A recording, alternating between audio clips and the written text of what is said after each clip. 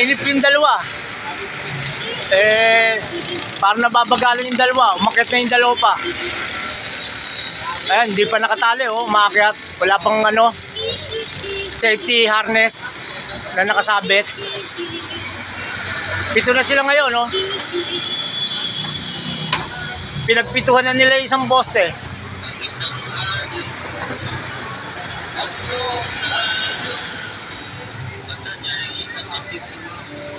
Lakas ng loob ng dalawang umakyat huli, oh. Wala pa nakasabit na safety harness, oh.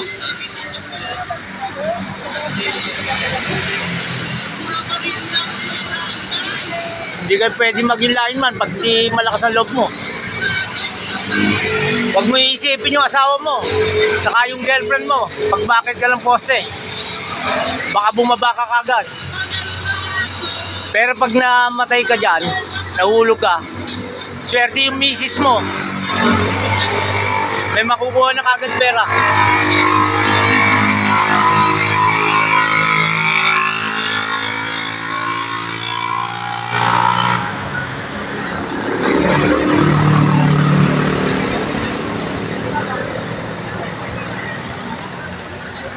Hindi basta-basta trabaho, hirap, oh. Yes, anything else? What can I do for you? What services I can offer for you? No, I'm not. I'm only the customer. I'm only buying here. I'm waiting for the vendor, the repairman. Whatever you want, you may ask him inside the store.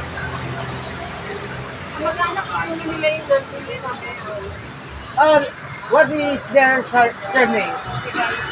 You can tell us the surname of the owner of the store. Ayan po, napakahirap po ng buhay niyan. Below minimum po yan, akit kayo sa taas. Pag namatay kayo, tuwan-tuwa yung misis nyo, makakakubra na kagad ng ng pensyon. Kaya wag na wag nyo isipin yung misis nyo, saka yung girlfriend nyo, mahuhulog kayo dyan. Yan lang po, like, share, and subscribe.